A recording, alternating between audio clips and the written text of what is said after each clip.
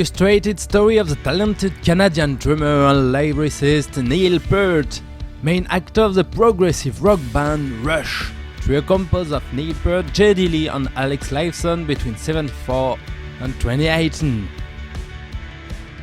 Born in Ontario, Canada, Neil grew up in a country farm. Introverted and shy, he will remain glued to his radio set which he cherishes so much. This is the spirit of the radio. And since he has fragile ankles, he can't ice skate and even less hockey, the national sport. And it's a very big no-no for a Canadian. Following a meal in a Chinese restaurant, he will keep the chopsticks and start drumming everywhere in the house. At 13, his parents gave him a real pair of drumsticks and a practice pad, and if he trains for at least 1 year, he will get a real drum kit.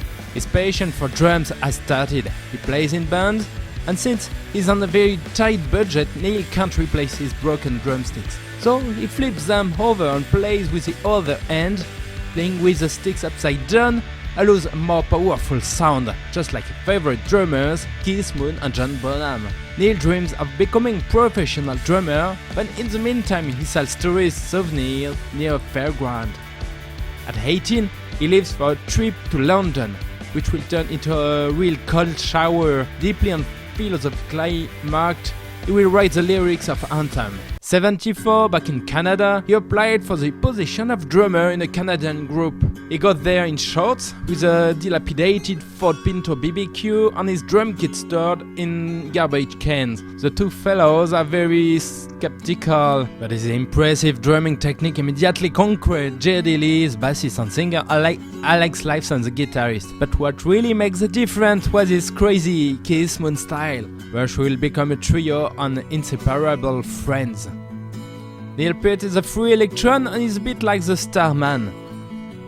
And he's the one who reads the most in the trio, so he's the one who wrote the lyrics for Rush. The group works hard and the Canadian rock group will quickly achieve international fame. Geddy introduced him as the drum professor. Will inspire many drummers, including Dave Grohl from Nirvana. With a strong desire to innovate, Neil constantly expands his drum kit, and the tom cymbals, chimes, bells, gong, xylophone end up surrounding him completely. It will turn into a rotating drum kit with an acoustic side and an electronic side. The group reached its peak in 1981 with the album Moving Pictures and the famous entry of Tom Sawyer's song. He's one of the few people who rehearse rehearsals. He works even more since his Buddy Rich tribute concert in 1991 that he had not prepared enough. Not easy to play jazz when you're used to rock. He will go so far as to take jazz lessons with Freddie Gruber in 1991 and then decide to completely rethink his way of playing the drums.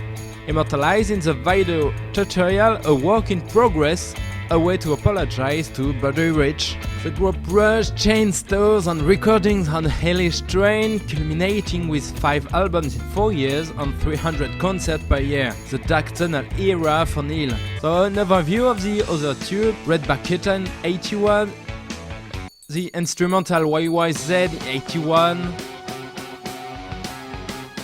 Subdivision in 1982, Red Sector R 84, The Enemy Within 84. Living from your passion as a price, that of leaving your family behind when you're on tour. As he wrote the song Limelight, Neil prefers anonymity to fame. As a big motorcycle fan, Neil insists touring on his motorcycle behind the truck. Great moments of freedom, but Geddy and Alex are scared to death he got messed up. An accident that he finally got in 2010 when he will limp for several days without telling anyone, as he don't want to be forbidden to use his motorcycle on tour. 98 is a tragic year for him. He lost his daughter in a car accident and his wife dies of cancer 2 months later. Rush takes a break and Neil travels North America on a motorcycle, like a ghost rider trying to heal himself. 2001 he finds love again, and Rush starts again for the 13th anniversary of the group, but Neil begins to suffer from arthritis and chronic tendonitis, and Neil dies of cancer in 2020 at the age of 67. We'll put an end to the group after losing his chameleon rock drummer.